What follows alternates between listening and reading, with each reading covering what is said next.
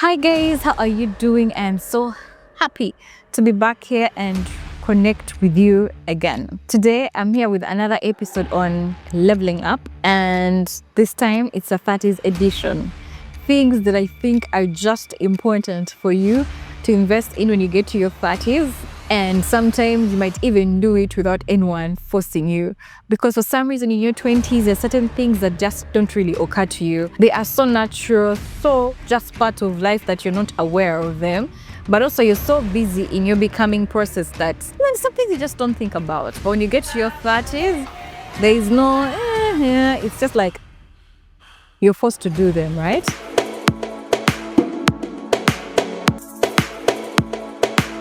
Number one is something that you'd least expect that I found very important is investing in a good mattress.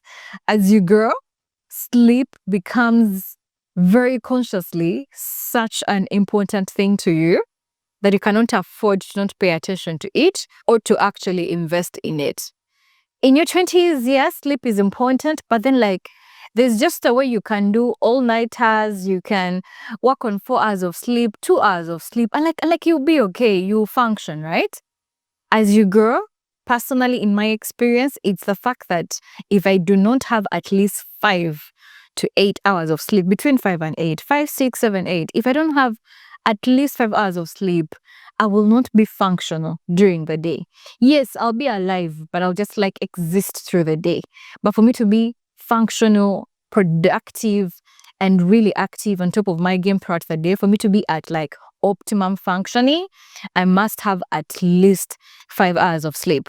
So this is where a good mattress comes in, right? You may not have the luxury to go to bed every day at 9 p.m. and wake up at 6 a.m. So you've had a whole 8 hours of sleep. And so sometimes because of life, some people are parents, you have to put the children to bed, you have to make food for your house, prepare things for the kids for tomorrow morning. Some people are just putting in extra hours of work. You might find that you're still going to bed at around 11 p.m. or midnight. For freelancers, you're editing up to midnight, up to 11 p.m. But if you go to bed at 11 p.m. and wake up at 6 a.m., you'd still have had at least 6 to 7 hours of sleep. Now, this is where a good mattress comes in. You don't want to go to bed at 11 p.m. and take 2 hours before you sleep off because you're still figuring out how this part of the bed is too hot, now it is too cold, the mattress is too hard, now there is a hole here, there's a depression here, I need to put myself in this position in order to sleep well. You need a bed that is reliable, the kind of bed that makes you look forward to going back home. Even if you're in a hotel room, you want to go back home because your mattress just hugs you. That kind of thing. You will have to invest in a good mattress because you don't want to go to bed at 11 and at 11:30 p.m. you've slept off. Because if you go to bed at 11 and it takes you 2 hours or 1 hour to find a comfortable position to fall asleep in, it means you're reducing the 6 hours you could have slept to 4 hours or 5 hours. And whether you like it or not, each hour of sleep you lose as you grow up, you're going to feel it in the day. If you don't feel it in the immediate day, to catch up with you in the next day, somehow you have to find a way of paying for that missed hour of sleep. And that's why some of you are using supplements, especially melatonin. I know you guys, but I won't put you out there. Anyways, investing in a good mattress is just a must. And then number 2, a good phone. Good quality gadgets in your 30s are not even a luxury anymore. I'm not even joking. Investing in a good phone, you will close your eyes and pay the price for good gadgets because your phone literally becomes one central place where you can organize all your life, your work life, social life, health life, financial life. Your phone becomes many offices of your life into one little thing. You don't want to have a phone whereby you need to delete WhatsApp in order to have a bank app. I mean, are you going to delete the health tracking app so that you can have the float app to track your cycle? Or are you going to lose the tracking site app for your cycle to have the bank app? You can't be caught in such debate at 30, right? In your 20s, you could make a choice between having a WhatsApp GB and the normal WhatsApp, and you delete one and have the other. Here, everything is essential. Your bank app is essential. Your cycle tracking app is essential. You would want to have a phone that is reliable, that is a tool that actually serves you. Your phone should be adding value to your life, in every way, not the other way around, whereby it's like you're the one who is at the mercy of the phone. You should have a good relationship with your phone. It should be able to meet all your needs without hassle. Number 3 is you're going to have to invest in a financial coach, instructor, trainer, advisor, whatever you want to call them, that financial expert. You're going to have to invest in one, because this is what happens. I read a joke recently on X that said, in your 20s are all about lasting over furniture that you'd never afford. Guess what happens in your 30s? All of a sudden, if you've been doing things right in your 20s, in your 30s, you have a little extra income. You have some extra money in your 30s, and you'll find that, you can now afford that furniture that used to last over in your 20s. You can now afford to just get on a plane and go to Zanzibar or Dubai or wherever it is for your birthday. There are things that you can start to afford. You can now afford the phone that you used to look at when you're in your 20s, right? You can even afford the car that you once had on your vision board in your 20s. But just because you can afford all these things doesn't mean you need to now buy all those things at once at the time that you want to buy them. That's when you need a finance person to come through. Because while your money is increasing, your necessities are also becoming real, but also while in your 20s, you're doing things right to position you to get into premium income opportunities in your 30s. Your 30s are for you to build a financial base that is going to help you make more confident decisions at 40 and in your late 30s.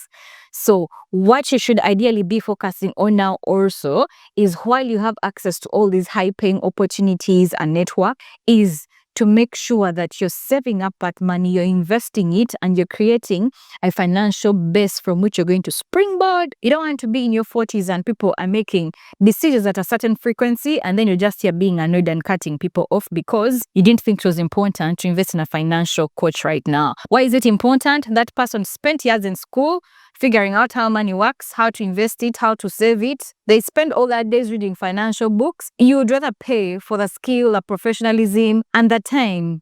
You're paying for like 10 years of understanding things, right? That you can just sit over coffee and someone explains everything to you.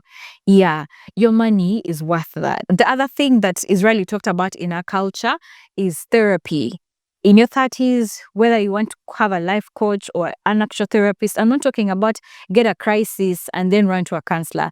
I'm talking about the fact that you need to create a system where you have a professional person or professional people in different dockets of your life that you can sit with on a regular basis and just unpack things in your mind, unpack your thoughts, unpack your dreams, your plan, your aspirations, unpack your patterns, your behaviors. Because in your 20s, there are certain things that you can get away. People can excuse you for certain bad manners in your 20s because they're thinking, this person is young, they have life to go through, they will grow up. Like, there are things that you can get away with in your 20s because of, the bliss of ignorance and whatever, and just being young.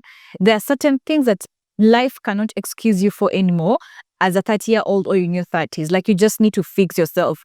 If there are certain patterns that you've seen repeated in your life, certain feedback that you've kept getting through your 20s to now your 30s, look in the mirror and say, okay, this is bad. This part of me stinks. This part of me is not kawa. I am slow here. If clients have been giving you certain feedback since in your 30s, fix it. Fix it. Get the help that you need from professionals. Pay money for it if you must pay money for it. But it is your responsibility to be a quality human being and a quality social experience to everyone that you meet in your 30s. The other thing that I've found to be so hilarious is a workout routine. Your 30s are going to force you to move your body voluntarily without anyone telling you, please move your body, please do this. Because for some reason in your 20s, your body is just banging. I mean, you'd eat the chips. I remember at campus, I would eat like fries and milk, cold milk at midnight, wake up in the morning with a waistline and a hot body, which I didn't even realize was hot at that time because I was not working hard for it. It was just there. It's just used to be there. Then you get to your 30s, and for women, your periods are acting up, your hormones are acting up, you're gaining weight that you've never had before. Losing it is harder than gaining it. So moving your body in your 30s is going to help you show up for your work, show up socially, show up for your mental health. Because guess what? For example, in my case, as a self-employed person, a documentary photographer, I don't want to be in the field and then you're supposed to move a certain distance with your backpack and you cannot move or you're panting just because you are not working your body out intentionally. You're going to find that moving your body is necessary and you'll find yourself getting drawn to it by default. Because like the way you use your 30s to stack up a financial base for your 40s, you're also using your 30s to stack up a physical wellness base and foundation for your 40s. Where your knees are going to crack in your 40s is determined from here. So you're going to find a way to move that body. And then finally is a good Bible. You know, one of those nice big Bibles with the right font, the right texture, everything, nice colors, the one that encourage you to read them. You will read your Bible just the same way that you find yourself having to move your body without anyone telling you. You will figure out how to pray. Life is going to prove to you that you are going to pray, because now things are happening faster than they were happening in your 20s. You are young, but you're not young. You are old, but you're not old. So you have challenges of young people, but you also have challenges of old people, because now you are responsible for your parents in a way. They need you more than they did need you in your 20s, but also your bills are different here.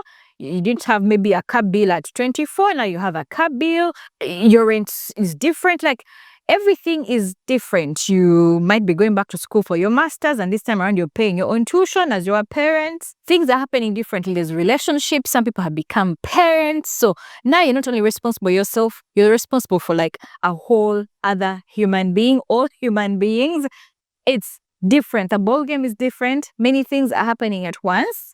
And whether you like it or not, you really cannot do life alone. You need a rock higher than you that can anchor you, a place that you can run to just settle your mind in a way that is just supernatural. And so you will need to read your Bible and have a relationship with a being that is bigger than you, who is God for Christians.